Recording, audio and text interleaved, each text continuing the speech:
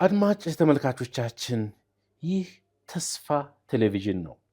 ተስፋ ቴሌቪዥን ሁልጊዜ አዳዲስ ሐሳቦችን ለተመልካቾች በማቅረብ የሚታወቅ እጅግ ጠቃሚ የሆነ ትምህርት የሚሰጡበት የቴሌቪዥን ጣቢያ ነው። የሐሳብ መድረክ ደግሞ በተስፋ ቴሌቪዥን በየሳምንቱ ወደ እናንተ ይቀርባል። ባለፈው ሳምንት ከመጋቢ ብርሃኑ በላይ ጋር የዲያስፖራ ቤተክርስቲያን ተግዳሮትና እድሎች በሚል ሐሳብ እየተነጋገርን ነው። መጋቢ ከባለፈው ሳምንት የቀጠለውን ሐሳብ እንደገና ደግሞ ለመነጋገር በዚህ ስለተገኘህ እጅግ አድርጌ አመሰግናለሁ። እግዚአብሔር ይስጥልኝ። እኔም እጅግ አድርጌ አመሰግናለሁ። በዚህ ሐሳብ መድረክ ተገኝቼ ሐሳቤን እንዳካፍል እድል ስለሰጠን በጣም አመሰግናለሁ። እናንተንም እግዚአብሔር ይስጥልኝ። ሐሳቡ ተያያዥ ነው፣ ግን ሁሉንም በአንድ ቀን መጨረስ ስለማንችል ቀጣዩን ክፍል ዛሬ እናያለንና አንዳንድ ተቋሞቻችን ቤተክርስቲያን ማለት ነው መንፈሳዊ ተቋሞቻችንን ስመለከት አንድ ጥያቄ አነሳለሁ ወይም ሰዎች ያነሳሉ። ብዙዎች ከቅድሙ ጋር ሐሳብ ይያያዛል።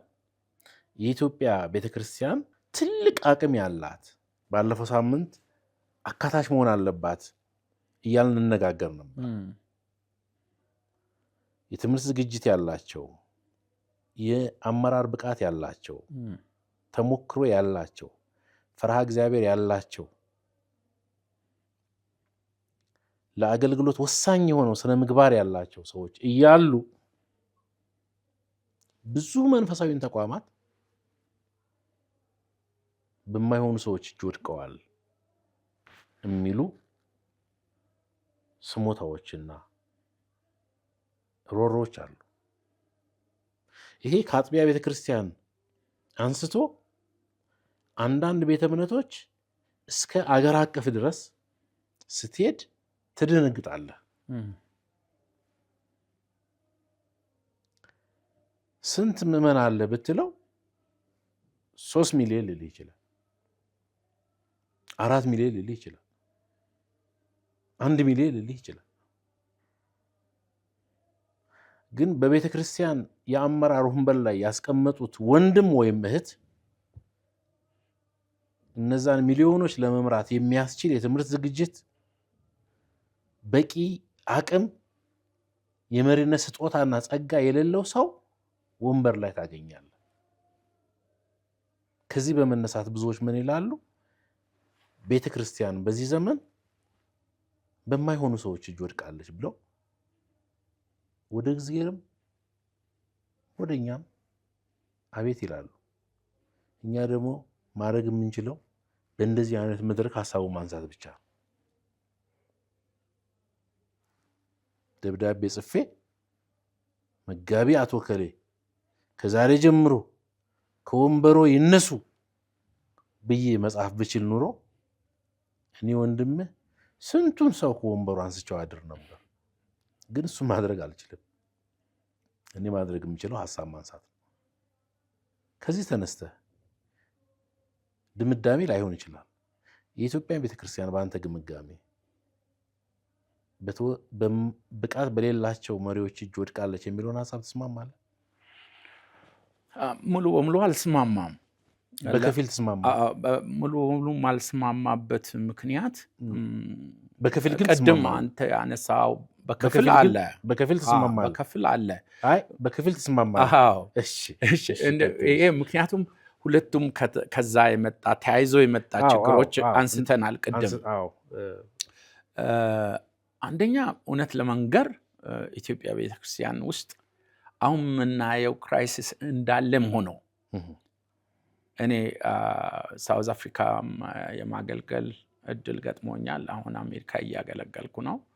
ሌሎችም ዓለም ካሉት አገልጋዮች መሪዎች ጋር በኢንተርናሽናል በሆኑ የፓስተሮች ኮንፈረንስ ጋር ለመገናኘት እድል አጋጥሞኛል፣ ለመጠያየቅ፣ ለመነጋገር። በአጠቃላይ ሳየው ኢትዮጵያ ውስጥ ስቲል መንፈሳዊነት አለ ከነችግሮቹ ከሌላ በተሻለ እግዚአብሔርን ማመሰግንበት ብዙ መንፈሳውያን አባቶች አሉ፣ እያማጡ ያሉ ችግሩን ተሸክሞ ያሉ፣ በጸሎት ተሸክሞ ያሉ፣ በምክር ተሸክሞ ያሉ አባቶች ስላሉ ከዛም ባለፈ ደግሞ የቤተ ክርስቲያን ራስ የሆነ ጌታ ስላለ ምንም እንኳን ለጊዜው ማይሆኑ ሰዎች ወደቀችን ብትመስል የማይተኛ የማያንቀላፋ ጠባቂ እረኛ ስላለ ቤተ ክርስቲያን ሙሉ በሙሉ የማይሆኑ ሰዎች እጅ ወድቃለች ብዬ አላምንም። ምክንያቱም ወንጌል ሴፍ ነው። ወንጌል ሴፍ ነው። እና ምንድነው ይቆርጣል። ይህንንም ያንንም የያዝነው ቃል ያርማል። አሁን ለምን መሰለ የምትለው ሐሳብ እኔንም ያስማማል።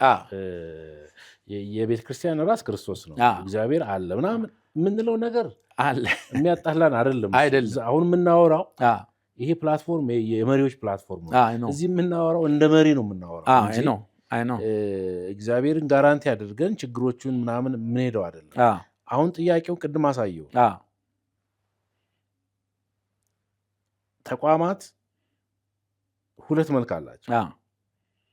መንፈሳዊ ተቋማት መንፈሳዊ ናቸው፣ እንደገና ተቋም ናቸው። እግዚአብሔር ሁሉም ጋር አለ፣ ባንክም ጋር አለ፣ ትምህርት ሚኒስቴርም አለ። ሁሉም የእግዚአብሔር ነው። ቸርች ስንሆን ለእግዚአብሔር የምንሆን፣ ትምህርት ሚኒስቴር ስንሆን ለዓለም የምንሆን አይደለም። ክርስቲያኖች የትም ቦታ ስናገለግል ያ አገልግሎታችን የእግዚአብሔር ነው። ግን ሰብሰብ ብለን ቤተክርስቲያን ጋር ነው እያወራን ያለ ነው። አሁን መሪዎች፣ ቤተክርስቲያን ውስጥ ላይ ያሉ መሪዎች አባቶች አሉ። የስ አሁን እያወራ ነው ፖዚሽናል ስለሆኑ ሊደሮች ነው ምናምን። በፖዚሽን ላይ የተቀመጡ በወንበር ላይ የተቀመጡ መሪዎች ብዙዎቹ መጽሐፍ ቅዱስ ነን በሚለው መሰረት ከሚዛኑ የወረዱ ናቸው የሚል ብሶት አለ። ይሄም በከፊል ከተስማማ ሐሳብ ሰጥተህ እንጂ ጥቅስ ጠቅሰን ምን ብለን አሽሞንሙነው ልንሄድ አንችልም። ብሬ ካልተስማማ ግን መከራከር እንችላለን። አይ ይሄ እኮ ልክ ነው እኮ መጽሐፍ ቅዱሳዊ ነው። ይሄ እነኚህ ሰዎች ይከሰታሉ፣ ክስተት ናቸው። ለምን ተከሰቱ ብለህ ታስባለህ? አንዳንድ ጊዜ ምናልባትም እኮ የዘራ ነው ሊሆን ይችላል። ማለት አልገባኝም።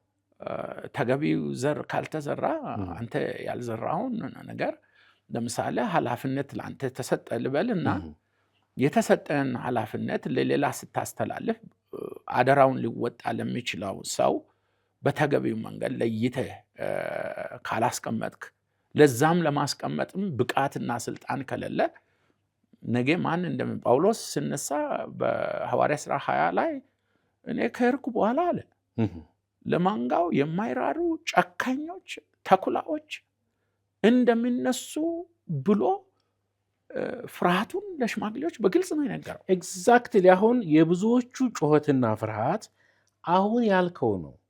ለመንጋው የማይራሩ ለእግዚአብሔር ቤት ስራ ርኅራኄ የሌላቸው አንዳንዶቹ ከቤተ ክርስቲያን ውጭ በሆኑ ተቋማት እንኳን የማይደረጉትን ነገር ቤተ ክርስቲያንን ወክለው በተቀመጡበት ወንበር ላይ የሚያደርጉ ሰዎች እጅ ወድቀናል ነው የብዙ ሰዎች ጩኸት። ስለዚህ በከፊል ከተስማማን ከእንደዚህ አይነት ነገር ለመውጣት እንደው አንተ መጋቢ ብርሃኑ ስልጣን ቢሰጥህ የኢትዮጵያን ቤተ ክርስቲያን እንድታርም እንድታስተካክል ብትሾም፣ ምሳሌ ነው የማወራው፣ ምን ታደርግ ነበር? እንግዲህ ወንጌል ዋጋ ያስከፍላል። ዋጋ የማይከፍሉ ሰዎች በወንጌል ዋጋ ይከፈልላቸዋል። ወንጌልን ዋጋ የሚያስከፍሉ ሰዎች መፈጠራቸው በፊትም ነበረ፣ አሁንም አሉ። ይሄ ደግሞ እውነት ለመንገር ለዚህ መፍትሄ ብዬ የምለው ብቀመጥም አድርገው ወደ መጽሐፍ ቅዱሱ እውነት እንምጣ ነው።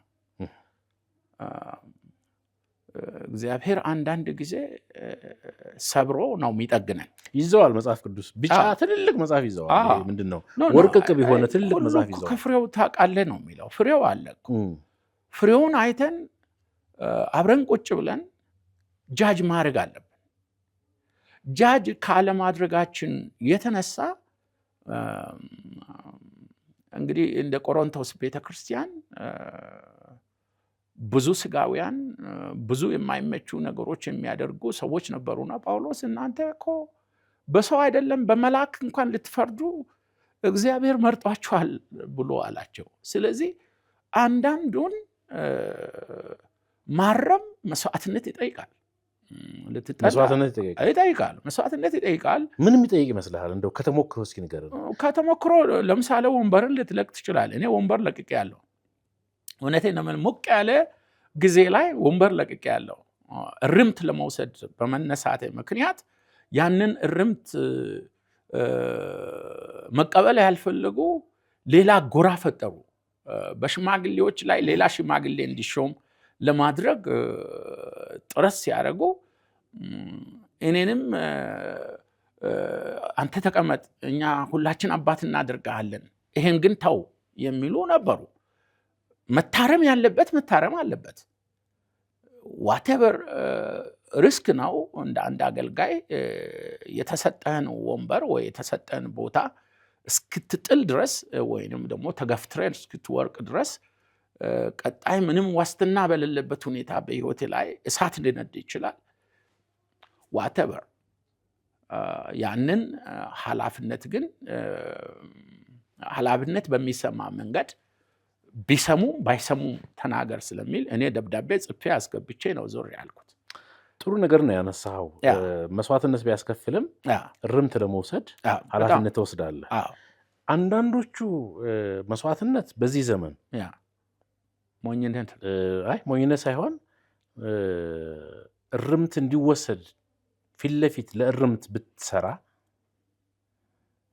መስዋዕትነቱ ከወንበር መልቀቅ አልፎ ህይወት ሊያስጠይቅ ይችላል ነው። አንዳንድ የቤተክርስቲያን መሪዎችና ተጽዕኖ ፈጣሪ ወንድሞች በኢትዮጵያ ቤተክርስቲያን ያሉትን ውስብስብ ችግሮች ይረዳሉ፣ ያውቃሉ። ከአንዳንዶቹ ጋር ፊት ለፊት አውርተን እናውቃለን። ነገር ግን በጣታቸው ሊነኩት አይፈልጉም። ከዚህ ተነስቶ ነው ምዕመናን የሚደነግጡት። አባቶች አሉ፣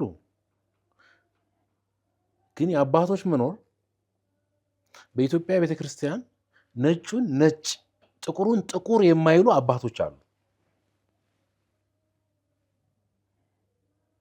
አባቶች አሉ፣ አጥፊውን የማይገስጹ ናቸው።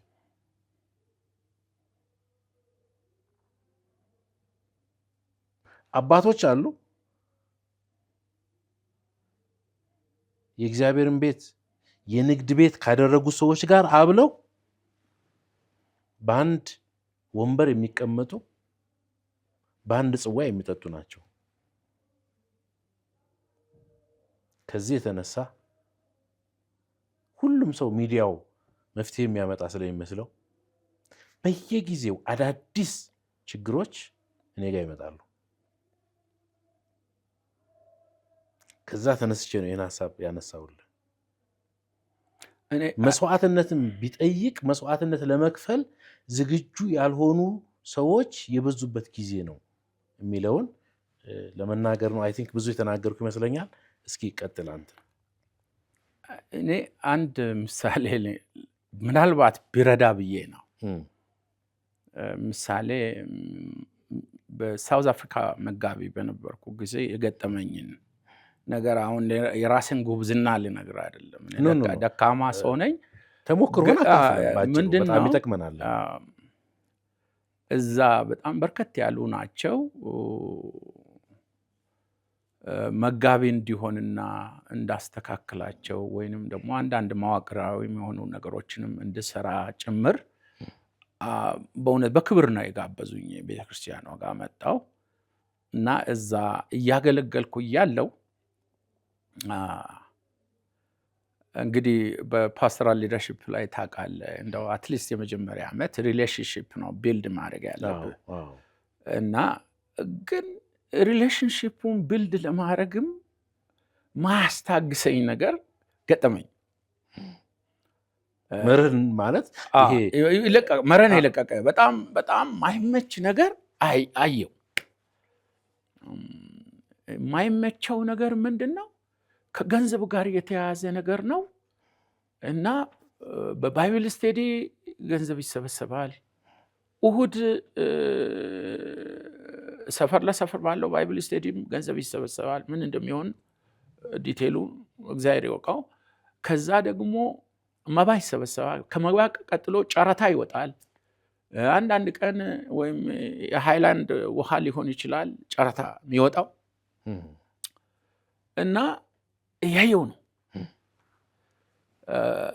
ውስጤ ተረበሸ።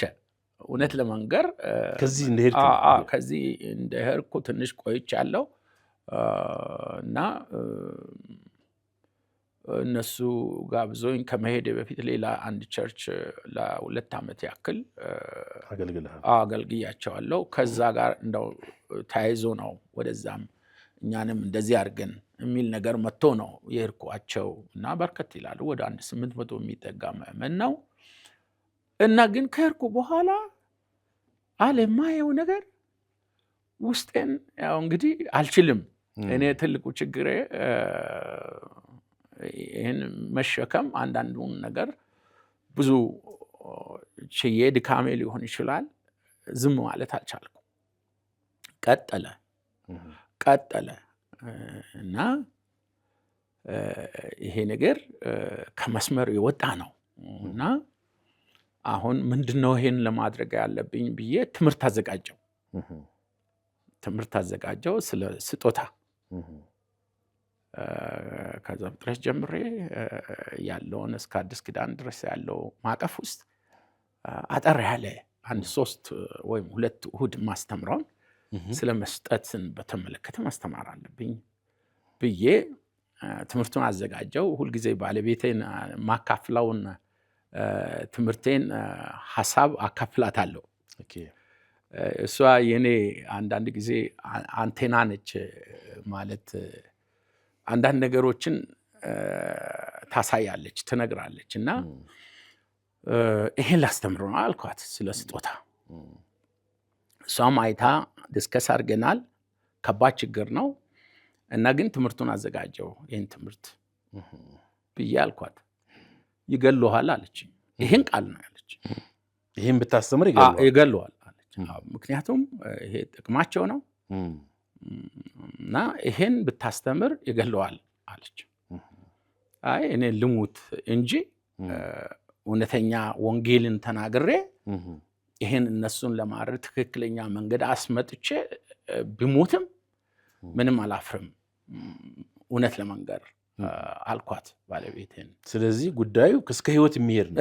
በጣም እሺ፣ የሚገርም ነገር ነው። ሰዎች በዛ ገንዘብ ጋር በተያያዘ ነገር ህይወታቸው በቀላሉ ያልፋል። አካባቢ እንደዛ ነው የደቡብ አፍሪካ ያለው ልምድ እና እንደዛ ሲሪየስሊ ነው የተናገረች። እኔም ደግሞ ሲሪየስሊ ልሞት አልኩ። እናንተ እግዚአብሔር አለ፣ እኔ ብሞት ምንም ችግር የለም፣ ግን ይሄን ወንጌል ይዤ ይሄን እያየው ሊቀጥል አልችልም። እና ለእኔ ጥሩ መኪና ገዝቶ ሰጥተዋል። ጥሩ ሴኩሪቲ የተመቸ ወይም እዚህ ሆኜ የሴኩሪቲውን በር መክፈት የሚችልበት በኤሌክትሮኒክ ሲስተም የተገጠመ በስልክ የተገጠመ ልጆቼ ቤቴ ምን ሆኑ ብዬ እንዳልሰጋ ሲከፈት ሲዘጋ የሚያሳይ ቦታ ላይ ነው ወስደ ያስቀምጥ። ለእኔ ምቹ ነው ሆነን ለመንገር የምድር መንግስት ስናት በጣም ከዚህ ለሄደ ሰው በጣም ከካሳንቺስ ለሄደ ሰው በስማ ካሳንቺስ እዛ ካሳንቺስን ወጥቼ ወደዛ ወደ አየር ጤና ገብቼ ብቻ እዛ በጣም ለግጀሪ ላይፍ ነው ለኔ። እሺ፣ ግን እውነት ለመንገር ምንም ለግጀሪ ላይፉ ቀርቶ ብሞትም እኔ እንትና። ስለዚህ ጉዳዩ ለሞት ያደርሳል የሚለው ላይ ደረሰና እሷን ልጸልይ አሁንም ጊዜ ስጭኝና ይሄ ትምህርት እኔ ልተው አልችልም አልኳት። ለ3 ወር ጸለይኩ። በ3ኛው ወር ላይ እንደገና ጠየቅኳትና ኦኬ እሑድ አስተምር፣ ልጆች አይሄዱም አለች ቸርች። ትምህርቱን አስተምር፣ ልጆች ግን አይሄዱም። ለምንድን ነው የማይሄዱት ልጆች? ለምን? ረብሻ እንደምነሳ ታውቃለች። ኦኬ እንዲሁ በጣም ትንቢታዊ ሆነ በውስጧ የተረዳችው ጳውሎስን አትሂድ ኢየሩሳሌም ላይ ለአንተ መታሰር እንደዚህ ምናምን ይጠብቃል። በጣም ትንቢት እኮ ነው የሚናገረው። እና እኔ ራሴን ልሰዋ ለወንጌል መታሰር አይደለም ለመሞት ዝግጁ ነኝ ብሎ ተነስቶ እንደሄደ ምክርም ለመስማት እምቢ ባለ ጊዜ ጌታ ፈቃድ ይሁን ብለን ዝም አልን ይላል። እና 3ኛው ወር ላይ እንደዛ ስትል አይ ልጆቼ ሲሞትም ከሆነ ይዩ፣ እነሱም ይሄዳሉ፣ አንቺም ትሄጃለሽ፣ ግቡ መኪና ውስጥ አልኩ። ይዤ ሄድኩ። ስሞት እያያችሁ በቃ ማየት አለበት። ደብረ ብቻ መሞት ያልፈለገው መሞት ሳይሆን ወንጌል ነው። ስለዚህ ቢያንስ መስዋዕትነት እንኳን ስከፍል ስለ ወንጌል መስዋዕትነት እየከፈልኩ እንደሆነ ልጆቼ ይዩ ነው ያንተ። ማየት አለ። ቀጣይ እንትን ነው ማለት የሚቀጥል ነው ወንጌልና እኮ ሌጋሲውን ይዘው እንዲቀጥሉ በውስጣቸው አንድ ነገር እንዲፈጠር ብዬ ነው እሷ እንደዛ ስትል ልጆቹ ላይ አንድ ነገር ይሆናል ብላ ፈርታ ነው። ብቻ ሁላችን ሄድን። ትምህርቱ ማስተማር ጀመርኩ። ልክ ትምህርቱ መሀል ስደርስ ጉምጉምታው ከፊት መስመር ካለው ጀመረ። ጉባኤ ላይ በጣም በዘርም የተያያዘ ነገር አለ፣ ግን ትምህርቱ ሲሪየስ ነው። አስተምራለሁ። ከትምህርቱ መሀልም ደግሞ የምናደርጋቸው በግልጽ ማያቸውን ነገሮችንም ትክክል መጽሐፍ ቅዱሳዊ ቤዝ የሌላቸው መሆናቸውን ጠቅሳለሁ። እና ከዛ መድረክ ላይ ወጡ ለመያዝ እኔን ለመድረክ ላይ ለማውረድ ወጡ። እኔ አላቆምኩም ትምህርት ጉባኤ ውስጥ፣ ምክንያቱም እዛ በቦስ በምናምን የታሰረ ነው በዘር እና በጣም አደገኛ ነው። በደንብ ንገረን። በቃ ይሄ ሆነ። ከዛ በኋላ እኔ ትምህርትን ጨርሼ በዛ ረብሻ ውስጥ ወረድኩ። ሲወርድ ልጄ ምናሴ መጥቶ አባባ እግዚአብሔርን ቃል ስለተናገርክ እግዚአብሔር ካንተ ጋር ነውና ቁም አለኝ። እንደዚህ እምባብ ከዓይኑ እየወጣ ቁጭ ብሎ አይቷል። የሆነ እንዴ በጣም ከባድ ነው። እንደዚህ ብዬ አሁን ፒክቸሩን ላሳይ አልችልም። በጣም በቃ ገበያ ነበለው የሆነው። ቸርቹ ወደ ገበያ ተቀየረ፣ ወደ ረብሻ ተቀየረ። ጥቅማቸው ትርፋቸው ተነካ። ጥቅማቸውና ትርፋቸው ተነካ። ስለዚህ ይሄን አርጌ ወረድኩ፣ ሄድኩ ወደ ቤቴ። ሰኞ ጠዋት ቢሮ ለመግባት ሲመጣ የቢሮዬ በሩ ቁልፉ ተቀይሯል እና ኤቭሪቲንግ መግቢያ የለኝም። ያቃ ንግግርም የለም ሲመጣ አንድም ሰው፣ ሁሉም ነገር ተቀይሯል። በስልክ ላይ I want to kill you ሚል ቴክስት ለባለቤቴም ለልጆቼም አልነገርኩም። እና ይሄ ደግሞ ሲሪየስ ነው። ምንም እዛ አገር ያሉ በአፓርታይድ የተጎዱ ሪዝን የማያደርጉ ሰዎችን ተጠቅሞ ማንም ሰው ህይወት በትንሽ በ100 ራንድ ሊያልፍ ይችላል። እዛ ምንም ቀላል ነው የሰው ህይወት በጣም ቀላል ነው። ስለዚህ ከዚህ ተነስተን እያልከኝ ያለኸው የህይወት መስዋዕትነት ቢያስከፍልም መሪዎች የተዛነፈውን ነገር ለማስተካከል እስከዚህ ድረስ መሄድ አለባቸው። ስልጣን ልታጣ ትችላለህ። ቤተሰብን ራስን አደጋ ውስጥ እኔ ቤተሰብን ልጆችን ሁሉ ይዤ ነው የሄድኩት። ወንጌልን ለማገልገልና ትምህርትን ለመማር ነው የሄድኩትና አደጋ ውስጥ ነው የገባሁት። ከዛ በኋላ ደሞዝ የለም፣ የቤት ኪራይ የለም፣ ሁሉ ነገር የለም። ሪስክ ነው። ግን መወሰን አለብኝ። ለጽድቅ መቆም አለብኝ። መማር አለባቸው። ከዚህ ተሞክሮ ተነስተ ለሚሰሙ ለኢትዮጵያ ቤተክርስቲያን መሪዎች እስኪ መልእክት አስተላልፈላችሁ በአንድ ቃል። አንደኛ ለሁለቱም ነው። መጥፎ ልምምድ መጽሐፍ ቅዱሳዊ እውነት መጽሐፍ ቅዱስ ቤዝ ከሌለው ልምምድ ውስጥ ያሉ ሰዎች ያለምንም የሚገስጻቸው ወይ የሚናገራቸው ሳይኖር ዛሬውኑ ካሉበት ክፉ ልምምድ እንዲወጡ እመክራቸዋለሁ። ሁለተኛ ደግሞ እንደዚህ ክፉ ልምምድ ያሉ ሰዎችን ለማዳን ቤተክርስቲያን እጇን ማስገባት አለባት። በቅንነት መሆን አለበት። ባይ ዘ ወይ ችግሩን እንጂ ሰዎችን ማጥቃት የለብንም። ሰዎችን ህይወት ወደ አደጋ ለማድረስ እኔ አሁን ችግሩን ስለነካው እኔን ነው የነኩት። ያ ልክ አይደለም። ችግሩን ነው ማጥቃት ያለብን። ሰዎችን ከማጥቃት ውጪ ችግሩ ምንድነው ብለን ችግሩን ለማጥቃት አብረን ከተነሳን የማይፈታ ችግር የለም።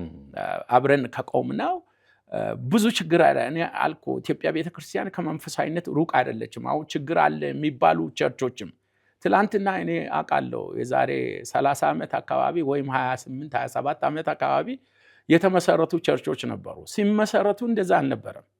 በጣም በረብሻና በችግር ነው የተመሰረቱት። ዛሬ ግን በሳል መሪዎች፣ በሳል አገልጋዮች የወጡባቸው ቸርቾች ሆነዋል። እየተመከሩ እያደጉ እየበሰሉ አባቶች የሆኑትን ጓደኞቼን አውቃለሁ። ሳያቸው በጣም ረካለሁ። ፐርሰናሊ በአካል ባላገኛቸውም ስራቸውን ሳይ በጣም ረካለሁ። ነገ እግዚአብሔር እነኝን ሁሉ ይለውጣል። እኛ ከታጠቅንና ከተነሳን መስዋዕትነት የሚያስከፍል ነገር ካለ ብንከፍል ምንም ማለት አይደለም። እውነት የሚሞትም ካለ በዚህ እውነት ውስጥ እኮ ብዙ አባቶች አልፈዋል እኮ። ባለፈው ፖለቲካ ዘመን ውስጥ ግማሾቻችን እኮ ተደብድበናል፣ ታስረናል። ወንጌልን በእውነት ለመስበክ ማለት ነው። ያለቀለብ እየተራብን እኔ ጓደኞቼ ያውቃሉ። በራብ ጮጋራቸው ብን ብሎ በችግር ህይወታቸው ያለፉ ያውቃለሁ ለዚህ ወንጌል። ታዲያ ዛሬ ተመችቶን ደልቶን እየበላን ጥሩ መኪና እየነዳን ዛሬ ለመናገር ለምንድን ነው ይከለክለን? ትላንትና በችግር የሰበክ ነው እንዴ? እኛ እኮ አገልግሎት የጀመርነው እኮ ባስ ውስጥ ተኮርኩመን እየወረድን ነው። በኩርኩም ተመተን። መልካም መጋቢ ብርሃኑ፣ በጣም ብዙ ነገር አካፍለህናል። አይ ቲንክ እኔም ትንሽ ጠንከር ያለው እዛ ላይ ያው አንዳንዱ ነገር የምታየውና የምትሰማው ነገር የራሱ የሆነ ተጽዕኖ አለው። በእርግጥ ስሜታዊ ሁኛ አይደለም፣ ግን ከውስጥ ይፈነቅልህና ያን ሀሳብ እንድትናገር ያደርጋል። ተመልካቾች በዛ አይን እንድታዩት ማለት ነው። ስሜታዊ ሁኛ አይደለም፣ ግን ችግሩ የት ላይ እንደደረሰ አውቃለሁ። ቤተክርስቲያን ውስጥ እንደቆየ ሰው ሊደርሽፕ ላይ እንደሚጽፍ፣ እንደሚያነብ፣ እንደሚያሰላስል ሰው አሁን የደረስንበት ነገር መፍትሄ ካልተሰጠው አደጋው ከፍተኛ እንደሆነ እረዳለሁ። የማያቸው ነገሮች ምልክቶች እነሱ ናቸው። አንዳንድ ወንድሞች ተው ቢባሉ ከሚሰሩት አመፅ፣ ከሚሰሩት ውንብድና፣ የሰውን ሕይወት ለማጥፋት ወይም ሌላ ወንጀል ለመፈጸም ወደኋላ እንደማይሉ በብዙ ማስረጃ የተገለጠ ነውና ይሄን የኢትዮጵያ ቤተክርስቲያን መሪዎች ቆም ብላችሁ እንድታስቡ ዝቅ ብዬ ይህን ማሳሰቢያ ልነግራችሁ ፈልጋለሁ። አደጋዎች አሉ። ከቤተ ክርስቲያን ውጭ የሆኑ ተቋማት የማያደርጓቸው ነገሮች በቤተ ክርስቲያን ስም ያሉ ተቋማት የሚፈጽሟቸው ትልቅ ውንብድናዎች አሉና ቢታረሙ ለኢትዮጵያ ቤተ ክርስቲያን ይጠቅማሉ። ካልሆነ ግን አደጋው ነገ የኢትዮጵያን ቤተ ክርስቲያን ያንቃታል። ይሄን እንደ አንድ አገልጋይ ማሳሰብ መናገር እንፈልጋለን። ወደ ሌላው ነገር ልውሰድህ። የቀሩን ጥቂት ሀሳቦች አሉ፣ እነሱን እናንሳ። እንግዲህ የዲያስፖራ ቤተክርስቲያን ቢያንስ በውጭው ዓለም ያለችው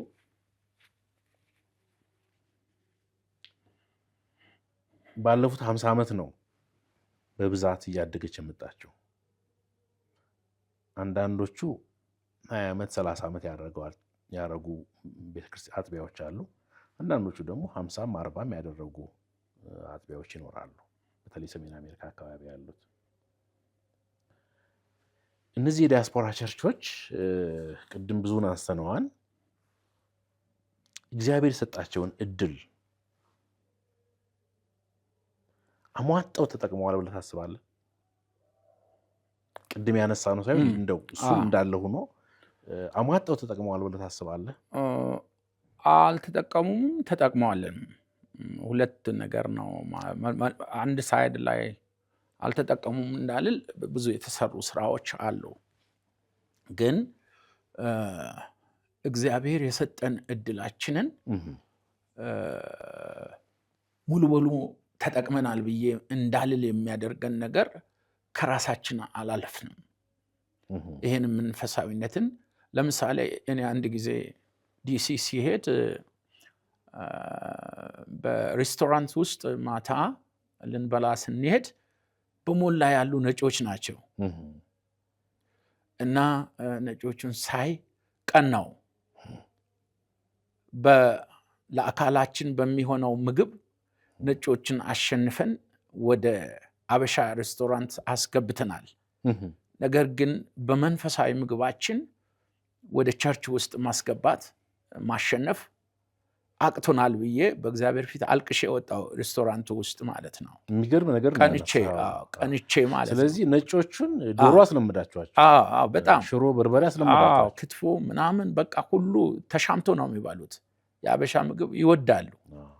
ነገር ግን የአበሻ መንፈሳዊ የአበሻውን ወንጌል ማለት የኢትዮጵያን ቤተክርስቲያን የምትሰብከውን ወንጌል አልተሻገረም። ለምንድን ነው ድንበር መሻገር ያቀታችሁ? አይ ቲንክ አንዱ ያው መጽሐፍ ቅዱስ የሚል ኢትዮጵያዊ መልኩ ነብር ዥንጉርጉርነቱ እንደሚል ራሳችን መልቀቅ አንፈልግም። ስለዚህ እስካሁን ዥንጉርጉር ናችሁ ልበል? እንደዛው መልካችን እንደጠበቅን ነው የምንኖረው። ሌላኛው ደግሞ ባህሉ፣ ቋንቋው ቀላል አይደለም። ያንን ብሬክ ስሩ አድርጎ መሄድ ቀላል አይደለም። አሁን ግን ምቹ እድሎች እየተፈጠሩ ነው። ልጆቻችን የዛን አገር ባህልና ቋንቋ ተምሮ ስለደረሱ አሁን ብዙ ቸርቾች በእንግሊዝኛ ለወጣቶቹ ፕሮግራም ጀምሯል። ስለዚህ ሰከንድ ጀነሬሽን ድልድዩን ሰብሮ ሊወጣ የሚችልበት እድሎች ተከፍተዋል። ይሄን ያህል አሁንም ልጆቹን በዛ ሌቭል አስታጥቀን አውጥተናል ባንልም እድሉ አሁን ተፈጥሯል። ይሄንን እድል አንድነት ካለ፣ ህብረት ካለ፣ የኛም መበታተን ለምሳሌ በተለያየ ቋንቋ የተመሰረቱ ቸርቾች ውስጥ ያሉ ሰከንድ ጀነሬሽን የሚናገረው አንድ ቋንቋ ነው። የኢትዮጵያ ብዙ ቋንቋ ሳይሆን እንግሊዝኛ ነው የሚናገረውና እነዛን ሁሉ ወደ አንድ ጎራ አሰልፈን ሌሎችን ወደ መድረስ፣ ወደ ወንጌል ስርጭት እና ወደ ደቀ መዝሙር የማድረግ ሂደት መንፈሳዊነትን ወደ ሌሎች ለማሻገር እድሉ አለ። እድሉን ሙሉ በሙሉ አሁንም እንዳንጠቀም የሚያደርጉን የኛ መከፋፈል፣ የኛ መለያየት አለ። አሁንም ሙሉ በሙሉ በከተሞች ያልተፈታ አንድነት ያለ ይመስላል፣ ግን አይደለም፣ አንድ አይደለንም። እና ጄኒዩን የሆነ የምናያቸው ምንድን ናቸው ስል እንደው ብዙ ጊዜ ሰሜን አሜሪካ ላይ በተለይ መሪዎች፣ መጋቢዎች ምናምን ፎቶ ደርድራችሁ እናያለን። ማለት አሁን ፊት ለፊታችሁ ያለው አዝመራ በጣም ትልቅ ነው። የመጀመሪያው እድል አልተጠቀማችሁበትም። የእናንተን ትውልድ መድረስ አልቻለም። ከእናንተ ግን የወጣው ከእናንተ አብራክ የወጣው የቤተክርስቲያን ልጆች ግን እንደናንተ ከዚህ ይዛችሁት በሄዳችሁት ቋንቋ፣ ባህል ምናምን እስረኛ አይደለም። እሱ ሌላ ባህል ነው፣ ውስጥ ያደገ ነው። ስለዚህ ይሄን እድል ተጠቅማችሁ ሰከንድ ጄኔሬሽን ተጠቅማችሁ ወንጌል ለማድረስ አሁንም ስትራቴጂካሊ ማሰብ ገና አልጀመራችሁም ብዬ ላስብ። ታስቦ ተጀምሯል። በጣም አሁን እንዳውም የቤተ ክርስቲያናትን በእውነት ብዙ እኔ እንትን ባልልም የሚመሩ መጋቢያዎች በጋራ ሆኖ ድምፅ እያሰሙ ናቸው ያሉት። ራዕይ ያላቸው ራዕዮችን ለመተግበር እንቅፋት የሆኑ ነገሮችን ግን ለመስራት አሁንም አንዳንዱ እውነት ጋር መቆም ዋጋ ስለሚያስከፍል ማመቻመች አለ። ሰው ከእውነት ጋር የሚቆም ሰው በጣም ጥቂት ነው። ቅድም እንዳልከው ዋጋ ስለሚያስከፍል እያዩ ዝም ይላሉ እንዳልክ። እኔ ይሄን በደንብ በአገልግሎቴ በእነኚህ 12 ዓመት ቆይታዬ አይቻለሁ። አንዱ ሰው ሲጎዳ ለምን ተጎዳ ብሎ ሳይሉ፣ ወይም አንዱ ሰው ሲጠቃ ለምን ተጠቃ ሳይሉ እውነት ጋር አብሮ ቆሞ ችግሮችን ከመፍታት ይልቅ በቃ ዲፕሎማቲክ በሆነ መንገድ ወንጌል ደግሞ እንደዛ ውበት የለውም። ወንጌል በፍቅር እውነትን ይዘን በጋራ ስንቆም ነውና እነዚህ ነገሮች ይቀሩናል። እነዚህን ነገሮች ከሰራን እድሉ በሩ በጣም በሰፊው ተከፍቷል። በየስቴቱ እነኚህ ሰከንድ ጀነሬሽን ባሉበት ትምህርት ቤቶች፣ ኮሌጆች፣ ዩኒቨርሲቲዎች ሌሎችን ለመድረስ የሚችሉበት እድል ለኢትዮጵያ ቤተክርስቲያን ተከፍቷል እና ያንን አጠናክሮ ከተከደ አይ ቲንክ ሌሎችን የመድረስ የሚሽን ስራ ወደ ነጮችም ወደ ጥቁሮችም ያልፋል ብለን ተስፋ እናደርጋለን። አሁንም ከነሱ ጋር እንሰራለን፣ እዛ ካሉ አብያተ ክርስቲያናት ጋር እንሰራለን። ወንጌልን በተመለከተ ስቲል ናው አሜሪካም ውስጥ በጣም ቅሬታዎች አሉ። ኢንጌጅድ ሆኖ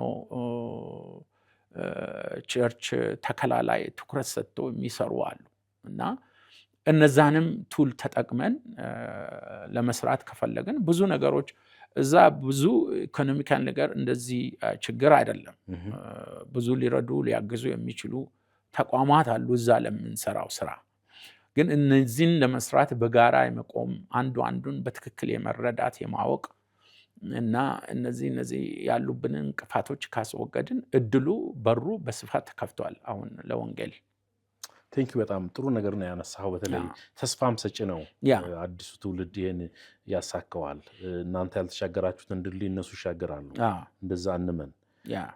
እንደው ኢትዮጵያ ያለችው ቤተክርስቲያን የክርስቶስ ቤተክርስቲያን ወይም አብያተ ክርስቲያናት ህብረት ሊሆን ይችላል፣ እንደ ተቋም ካውንስሉ ሊሆን ይችላል። አሁን እየተጠናከረ ነው እንግዲህ የራሱ ውስንነቶች አሉበት በቅርብ ጊዜ ስለተቋቋመ።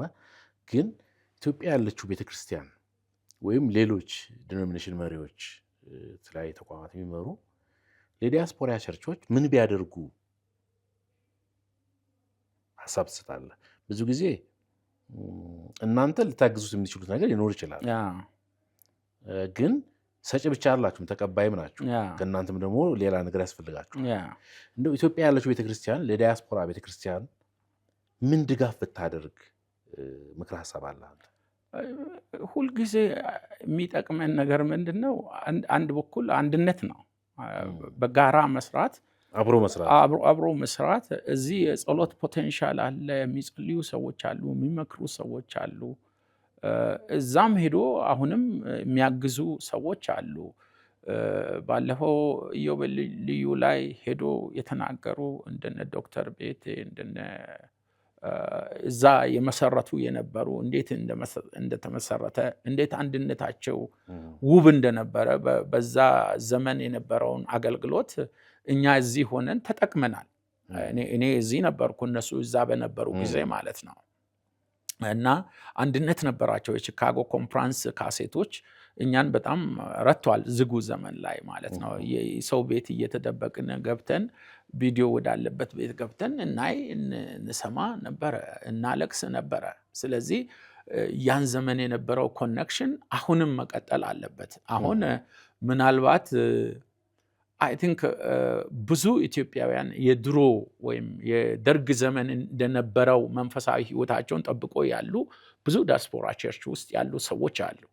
እንዳውም ዘመናዊነት እኔ አሁን ስመጣ እዚህ ነው በደንብ ዘምቶ የመጣው ማለት እችላለሁ። ምክንያቱም ኢትዮጵያ ቸርቾች እዛ ያሉት በጣም የሚጸልዩ ዲቮቲድ የሆኑ ሎካል ቸርቾቹ በጣም በብዙ ነገር የተያዙ ናቸው። ፍቅራቸው ምናቸው በጣም እንደዚህ መበታተን ወይንም እንደዚህ በጣም የወጣ ክራይሲስ እዛ ጋር አታይም። አንጻራዊ ደህና ነው። እዚህ የምታየው አይነት እንደዛ አይነት ነገር ብዙ የለም። እዛ ችግሮች የሉም ማለት አይደለም። ግን በእውነት ለመንገር እኔ እንጃ። እኔ አሁን እኔ ጋር እንኳን ያሉትን ሰዎች ሳይ፣ ፌሎሺፓችን ሳይ፣ ጸሎታችን ሳይ የድሮ የደርግ ዘመን ቤት ውስጥ የነበረ አይነት አገልግሎት ነው። ፍቅር ነው ያለው ሰው። አንዳንድ ቸርቾች አናሳም ስለሆንን እርስ በርሳችን በደንብ እንተዋወቃለን። እሱ ራሱ መያያዛል። በጣም እንደዚህ ነው። እንደዛ አድርጎ ይይዛል።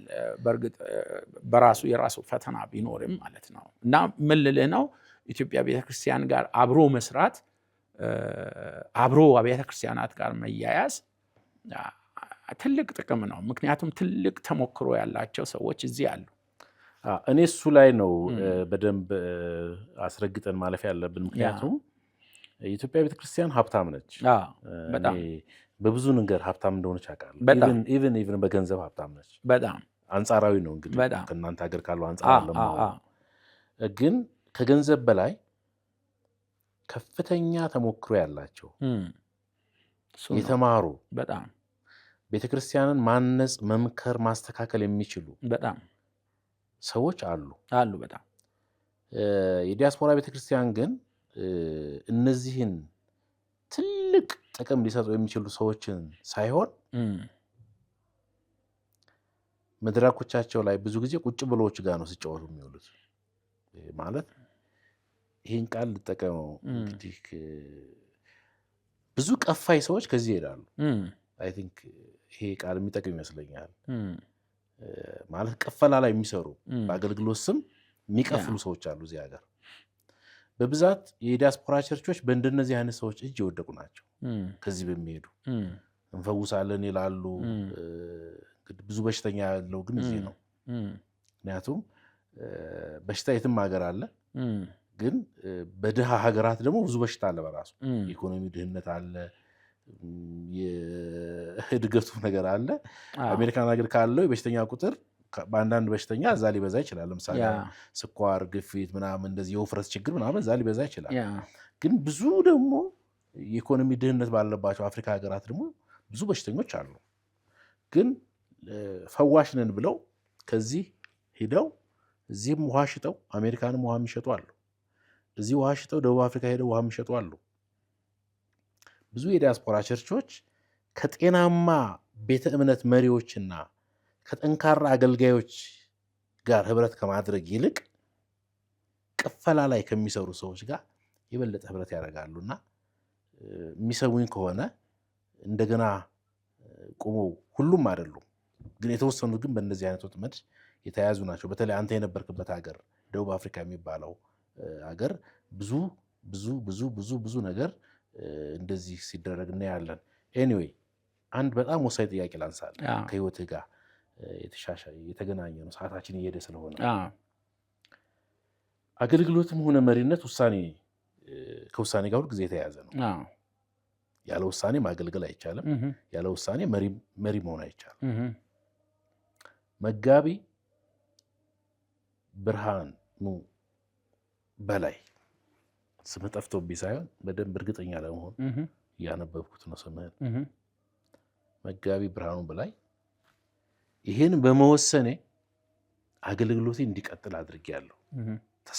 በዚህ ይህን አሳክቻለሁ የምትለው ይህን በመወሰኔ ደግሞ ለአገልግሎቴ እንቅፋት አምጥቷል የምትለው በጣም ሳታወሳስብ ሳታስረዝም ባጭሩ ንገረኝ። ማለት ውሳኔህ ያመጣልህን በረከትና ውሳኔህ ያመጣብህን ጣጣ ካለ ባጭሩ ንገረኝ። ከዛ በፊት አንድ ቅድም ባነሳችው አጭር አስተያየት ልስጥና ኢትዮጵያ አሜሪካ ያሉ ቸርቾች እና ሳውዝ አፍሪካ ካሉ ቸርቾች መካከል በጣም ትልቅ ልዩነት አለ።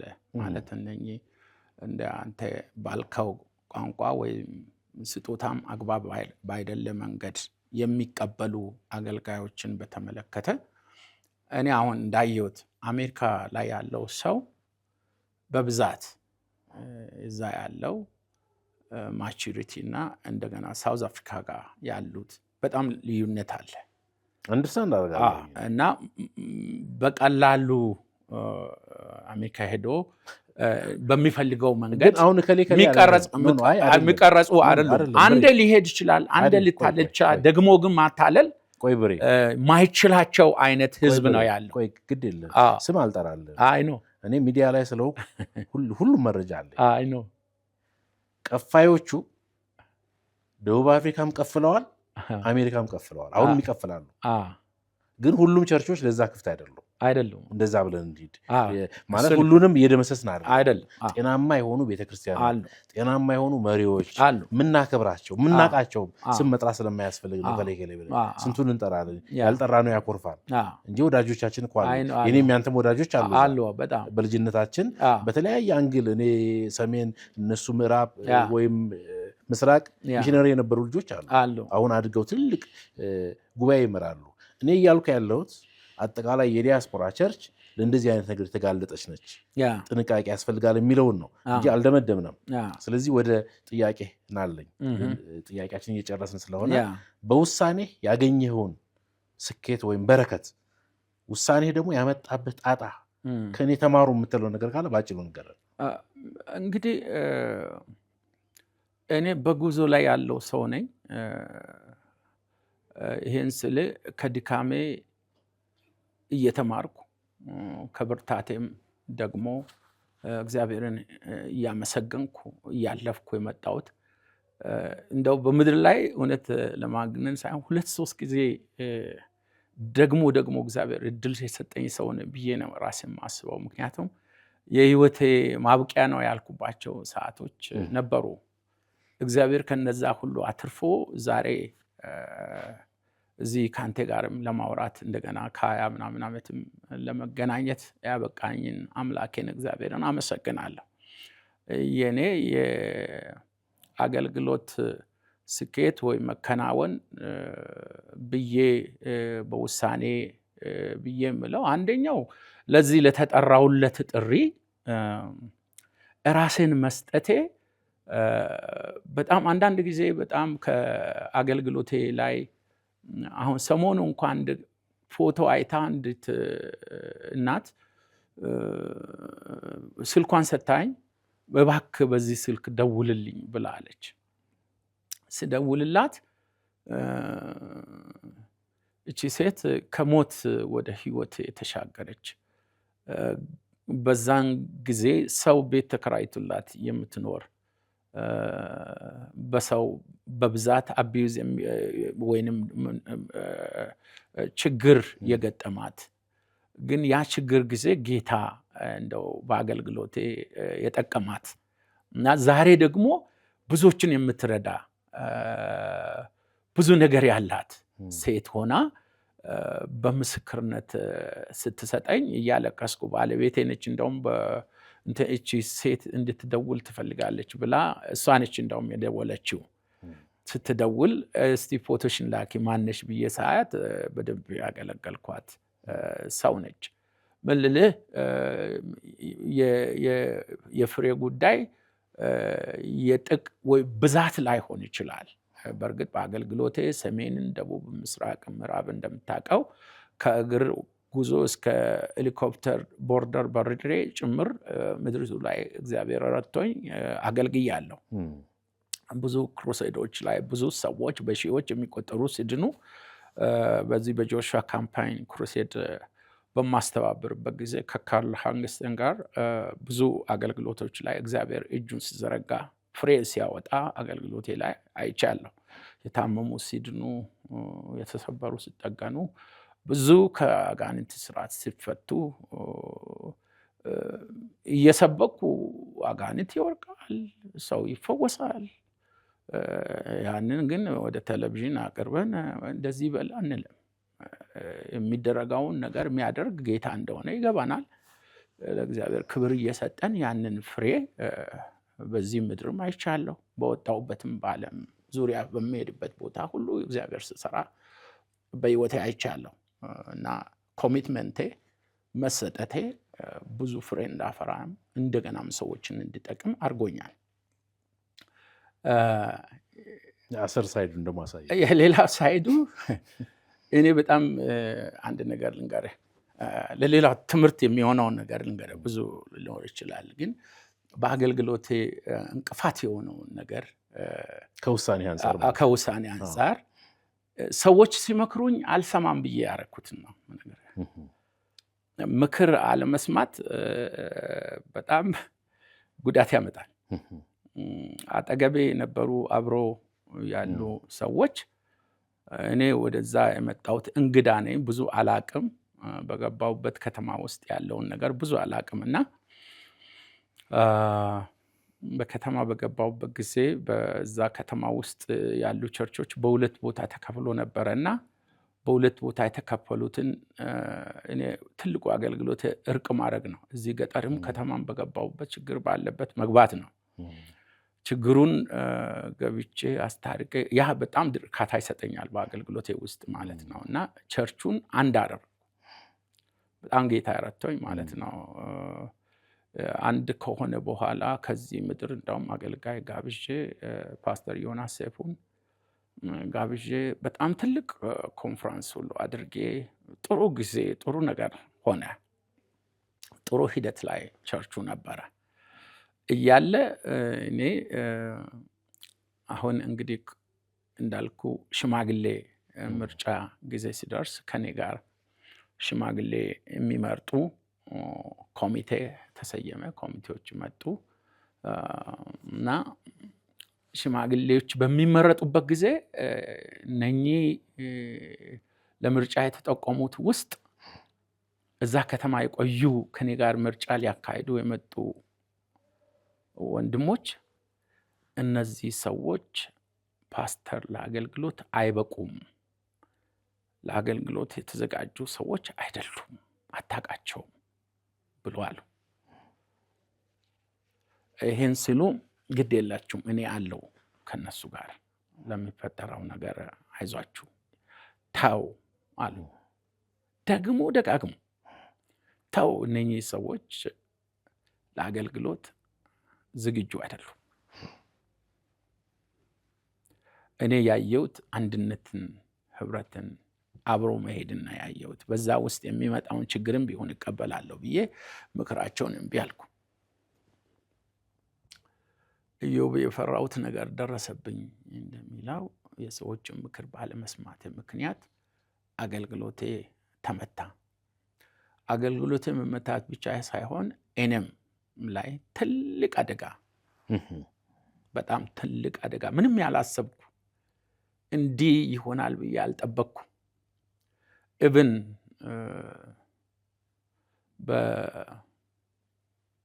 በመኝታ ክፍሌ ወይም እዛ ሊደርሺፕ ሚቲንግ በሄድኩበት ምጠጣው ውሃ ሰዎች እስኪመርዙ ድረስ እግዚአብሔር ነፍሴን እስከሚያተርፍ ድረስ እንደዛ አይነት አደጋ ደርሶብኝ አውቃለሁ። አገልግሎቴ ተጎዳ እና ከዛ በኋላ ሀብዬ ነው አገልግሎትን በኔ ቤት ውስጥ መስክሬ ከነኛ እነዛ ባይዘወይ እነዛ እንደዛ የተናገሩ ሰዎች አልሰማህንም ብሎ አልቀሩም። ችግሬ ጊዜ አሁንም እነኚህ ሰዎች ለኔ ጉልበት ሆኖ አገልግሎቴን እንዲቀጥል ቅንነቴን ስላዩ በእውነት አሁንም ካንተ ጋር ነን አይዞህ ብሎ አብሮ ቆሞ እስከ ዛሬ ድረስ አብረው ያገለግላሉ። ምን ልልህ ነው? ምክርን አለመስማት በጣም ትልቅ አገልግሎት ላይ አደጋ ያመጣል። ከኛ የተሻሉ የሚያውቁ ሰዎች ሲመክሩን መስማት አለብን፣ ማድመጥ አለብን። ምንም እንኳን እኛ የምናየው ነገር ይሄ አንድነት፣ ህብረት፣ ቤተክርስቲያን ለመጠበቅ ካለን ጉጉት የተነሳ የምንወስደውም ቢሆንም አንዳንድ ጊዜ ቆም ማለት መስማት ጥሩ ነው። ባለመስማት ተጎድቼን ነበር፣ አገልግሎቴም ተጎድቶ ነበር። መጋቢ ብርሃኑ በላይ ባለፈው 2 ሳምንት በሐሳብ መድረክ በተስፋ ቴሌቪዥን በመገኘት የረጅም ጊዜ ተሞክሮህንና ልምድህን ስላካፈልከን በእኔና በሐሳብ መድረክ እንዲሁም በተስፋ ቴሌቪዥን ስም እጅግ አድርጌ አመሰግናለሁ። ጊዜ ይስጥልኝ። እኔም በጣም አድርጌ አመሰግናለሁ። ታንኪዩ ወንድማለም። ታንኪዩ። አድማጭ ተመልካቾቻችን ከመጋቢ ብርሃኑ በላይ ጋር ባለፈው 2 ሳምንት ያደረግነው ድንቅ ተሞክሮ የታከለበት ውይይት በዚህ ይጠናቀቃል። በሚቀጥለው ሳምንት በአዲስ ሐሳብ ከአዲስ እንግዳ ጋር ወደ እናንተ እንመጣለን። ሻሎም።